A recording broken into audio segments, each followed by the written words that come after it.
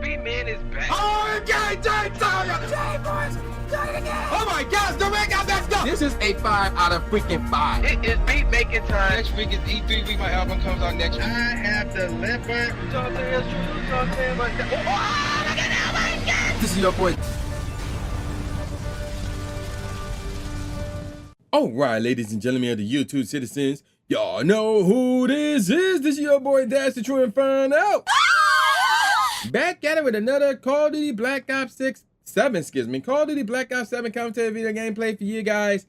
I probably say 6 because 6 is the better Call of Duty game than 7, but that's another story for another day. So, what is this video's about? So before we get into that, y'all should see the title and thumbnail, but before we get to all that, I just want to point out that as of me recording this video, it is May the 6th. So this video should be up on May the 20th. And what's going on at that time is I would be in Japan.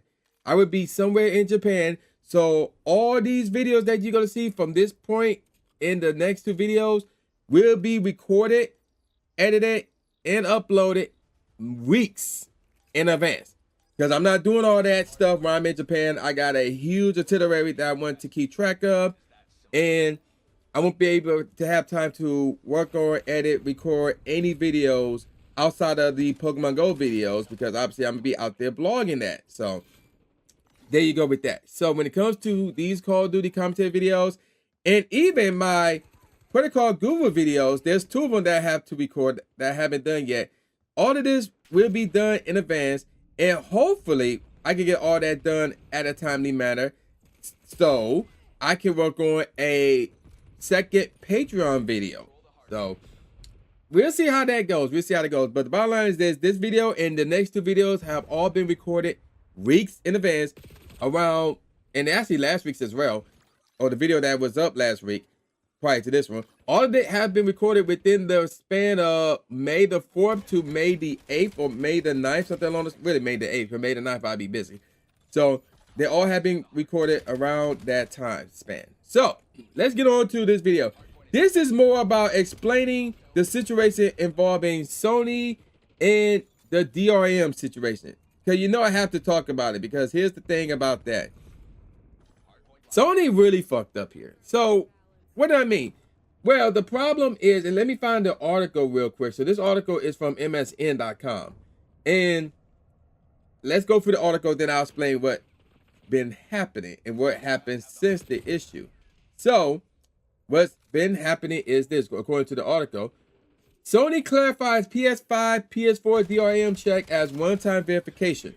Sony has addressed backlash over reports of a 30-day DRM timer on newly purchased digital PS4 and PS5 games, confirming it is only a one-time online license check.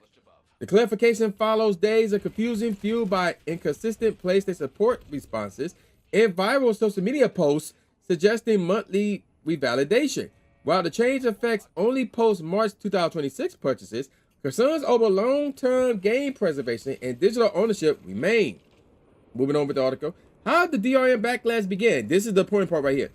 The controversy erupted after users noticed a 30-day license timer on new PS4. I don't know why people are still buying games for the PS4, but nevertheless, over a new PS4 and PS5 digital game purchases, leading to speculation about mandatory monthly online check-ins. Social media accounts like Does It Play and YouTubers such as Modded Warfare, showcase evidence of timers and error messages when consoles were offline past the period. The policy was widely compared to Always Online DRM, a historically unpopular system amongst gamers. Moving on. Why players still worry about ownership? Even with clarifications, players remain concerned that DRM requiring server validation undermines true ownership of digital games. Preservation advocates warn that server shutdowns, outages, or policy changes could lock out access to purchase titles in the future. Tests by creators like Spawnware shows that newer games become unplayable offline after simulating the end of the 30-day period, reinforcing fears about long-term accessibility. And here's a quote from Game Radar. It's not about the internet. It's about the server you need to connect to. That one won't be there forever. That's why people are worried too. We are an account concerned with preservation after all. This can screw customers now and in the future, end quote. Moving on with the article. Sony's statement and piracy concerns. Sony officially stated that the 30-day timer is a one-time online check to confirm a game's license, after which no further validation is needed.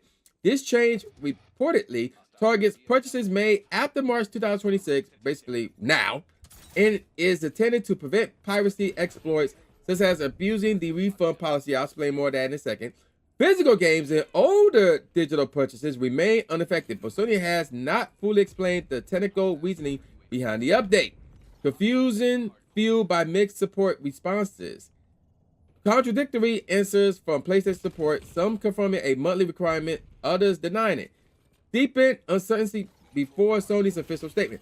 Some of these responses came from AI chatbots, which admittedly they, quote here, may make mistakes, end quote, while others were from human agents. This inconsistency left players parsing transcripts for clues, intensifying distrust towards the company's communication strategies. And that also came from, where basically all this came from Game Radar. We discussed that first paragraph, or the second paragraph, right, about the whole how the DRM backlash began. That came from digital trends. Okay, so what happened? Well, apparently, but that's not apparently. So basically, Sony dropped the ball when it came to communicating stuff. And this is like one of the things I do not like about companies. They making changes behind our backs. This is something they should have announced day one, front and center.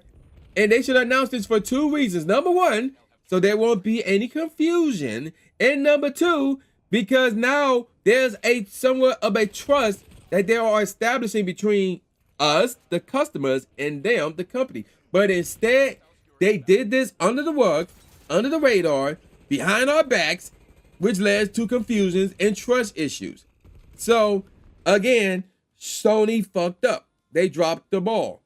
That's the bottom line here. Now, the reasoning behind this, I had no problem with the reasoning behind this because this is the whole, where's that paragraph that I read?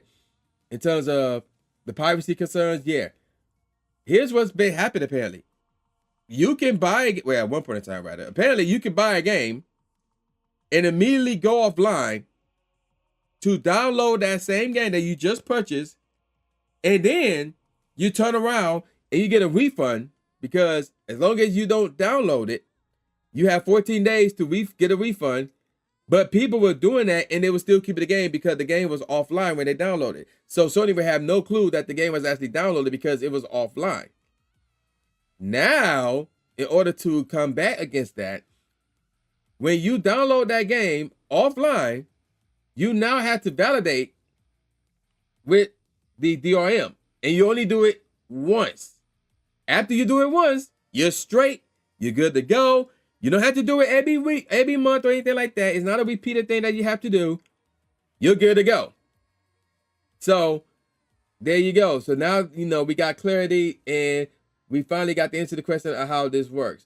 But all of this could have been avoided if and only if, one, Sony, well, really, there's only one way this could have been avoided. And that is if Sony could have came up front and said so before they made this change. Again, they made this change behind our backs, which is something that I do not like for companies to do. And it's just terrible. And it's already bad enough that Sony is falling. They are dropping in terms of popularity. And in my opinion, I don't know about financially, because I don't know. I don't check the numbers like that. So maybe one of you guys in the comment section could let me know if they're dropping off financially. But I would not be surprised if they are, because the PS5 is amongst the worst systems of all time. And the messed up part is, it's not Sony's fault for the most part. While the PS5, that PS5 family is the worst in video game history. It's not their fault. It's because of PS4 fanboys. That's the reason why the PS5 system failed. That's the reason why. So when you got all this negativity that is being thrown at PlayStation and Sony, and rightfully so. And now you see what's going on with Microsoft with the Game Pass price drop and the new leadership and the changes that they've been making. So now it's like, yo, wait a minute now. Sony is losing ground between Sony and Microsoft in terms of this video game war. Even though both sides trying to say, oh, there's no war or anything like that. But let's be honest, let's be real here. Yeah. As long as those two exist, there will always be a war in the eyes of the consumer. But now Microsoft is catching up, and Sony is not in a good way right now. Sony is not in a good way right now. Now that we got clarity over this, again, the trust issues are there, because now people look at them like, oh, they only said something because people have been going crazy about this whole DRM thing. And to make matters worse, you know, customer support was giving conflicting answers. So it's like, y'all don't even know, like y'all haven't even tell people within your own company how this works. Y'all just dropped it completely under the rug, not just for us customers, but for your own employees and your own chat bot. So now it's like, nah, y'all fell off. Y'all fell off. Y'all, again, Sony, PlayStation, y'all fucked up. So y'all can't be trusted. As it stands right here, right now, y'all cannot be trusted. And I've been telling people this basically for the past 2 or 3 years. If you do not have a PlayStation 5, I don't care which version of it is. If you do not have a PlayStation 5, do not get a PlayStation 5. Because now, again, it's bad enough that Sony is ripping people off, especially out in Europe with the whole renting thing. And prior to that, because remember, they raised the price of the PlayStation 5 not once, but twice. And in the midst of that, they lowered the memory storage on those same systems after raising the prices. Granted, when they lowered the memory, and this is in Europe where they did this, and this was after the price increase the first time it happened. So it was the price increase, lowering the memory that you get in the PS5 in Europe, and then raising the prices again. Y'all cannot be trusted. Y'all cannot be trusted. Y'all should be severely frowned upon because y'all are making stupid decisions, and now y'all making changes behind everybody's back, not just the customers, but behind the backs of people who works in Sony, who works in PlayStation, in your own freaking chat box. Sony, PlayStation, y'all are fucking up, and at the way I see it, as it stands right now, nobody should be doing any type of business with Sony or PlayStation. Nobody. Which sucks because I've been buying PlayStation since PS1. Like, I got all of them. 1, 2, 3, 4, and 5. I was just smart enough to get 5 when it first dropped. So, again, do not do any type of business with PlayStation. I don't care what it is. Granted, like, there are some games. Like, if you want to do business with it, just get a game. You know, get some games, whatever, that's it. But outside of that, in terms of getting a system, in terms of trying to be a PlayStation fanboy or anything, no, don't do it. Don't do it. The time for you to get a PS5 has passed 2 to 3 years ago, and it's damn short is over. Like, do not buy a PlayStation 5 at this point. I want to say, keywords want to say that there's no PlayStation 4s out there. Even with that, don't get that because they're going to send you a message on your PS4 to get a PS5. I'm not joking. I'm dead serious. I did that in a video. I talked about that in the past video. So basically, do not mess with PlayStation unless you're just getting a game or two, whatever the case may be. It's been a long time since I turned on my PlayStation, but I might have to turn it on this week because of fast mode. But outside of that, I have not touched my PlayStation 5. I have not touched it. It is not because of this, it's just because they offer me nothing. I got no reason why to touch my PlayStation. So, bottom line is this. If you, like, for example, I think what's that game, Kenya? They're coming out with a Kenya 2. That's probably the only PlayStation game that I'm looking forward to getting. I need to double check to see what else is coming out. But the way things stands right now, do not buy a PlayStation 5 because, again, it's 2 to 3 years too late. They constantly raising the prices of the damn systems, and they can't be trusted. They're making all these stupid changes to try and rip you off. Do not mess with Sony. Do not mess with PlayStation. And if they were to make these stupid changes with the games in terms of raising the prices of the games and stuff like that, then I would say don't mess with them in terms of their games as well. Sony is failing, and they are failing kind of quickly. Do not fuck with PlayStation. Do not fuck with Sony. That's my take on it. I'm going to call it a wrap now. And with all that said, y'all know what this is. This is your boy, New Jake Aspie, a.k.a. New Stephen A. Smith, saying peace out, y'all, and I'll see y'all next time. Yeah.